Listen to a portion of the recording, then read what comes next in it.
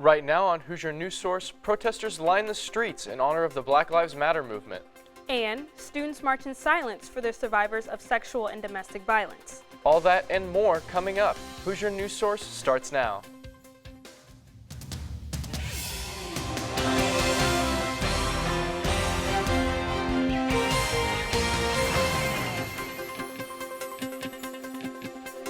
Hello, and welcome to this week's episode of Hoosier News Source. I'm Alex Eady. And I'm Andrew Biller. A Black Lives Matter rally gathered at St. Paul Gates last Monday. Students and leaders of this movement shared their personal testimonies and why this movement is so important to them. Black Lives Matter, a national organization working against violence and racism towards the African American community, has its very own chapter here at Indiana University.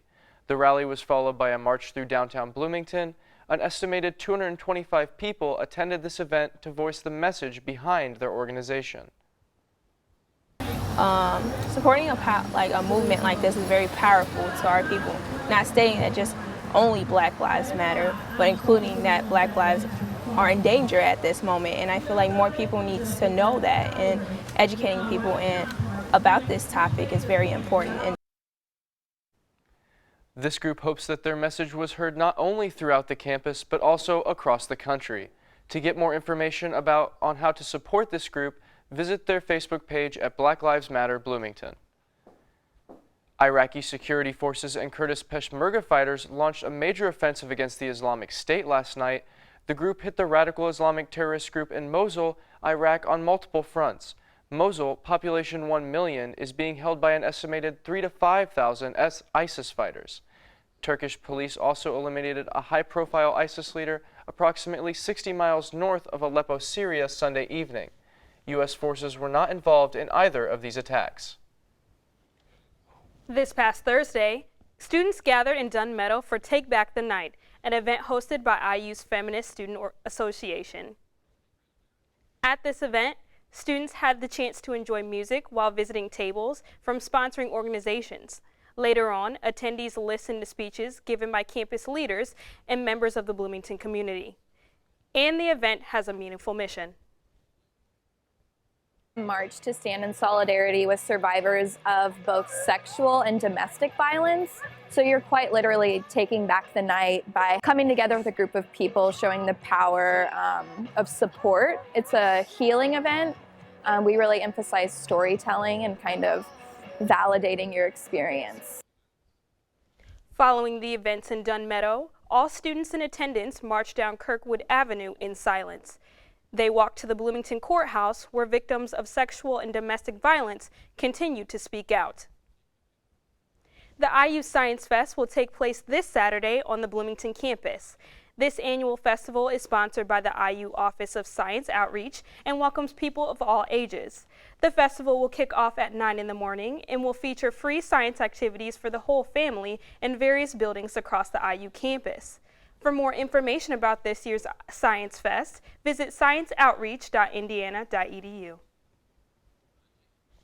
Coming up on Hoosier News Source, hear what the Bloomington community has to say about the Chocolate Moose's big move. And learn what steps you should take during the upcoming earthquake drill. All of that and more coming up. Stay with us.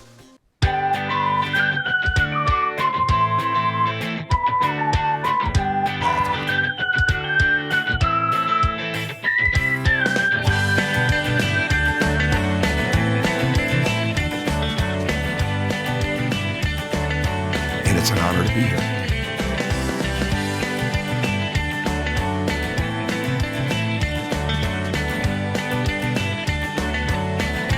After suffering a season-ending injury in late March,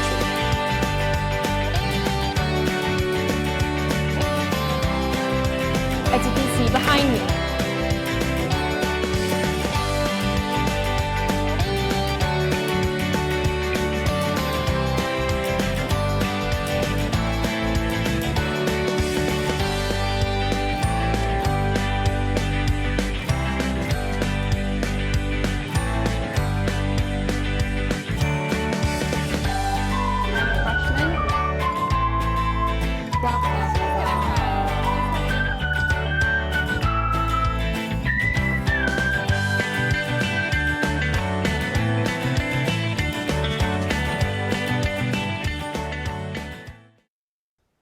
Welcome back. Assembly Hall reopened over the weekend after a massive renovation funded in part by a $40 million donation from IU alumna Cindy Skyman Scott. Additions to this new facility include a new south atrium, escalators, and renovated restrooms. President Michael McRobbie, along with the IU Board of Trustees, rededicated the iconic stadium in Simon Scott's name. Coaches Tom Crean and Terry Morin offered their thanks to Simon Scott for her generous donation. Also in attendance were several Hoosier basketball alumni, including Quinn Buckner, who led the Hoosiers to an undefeated NCAA championship in 1976. Students will be able to visit the new facility for the first time this Saturday during Hoosier Hysteria. Here joining us now is Hoosier News Source reporter Meredith Juliet, who has the inside scoop on how community members are reacting to the big move of an iconic Bloomington ice cream shop. Meredith? Thanks, guys. A Bloomington staple perfect for sweet tooths is about to begin its transition to a new home. I headed to the Chocolate Mousse to gauge community reaction.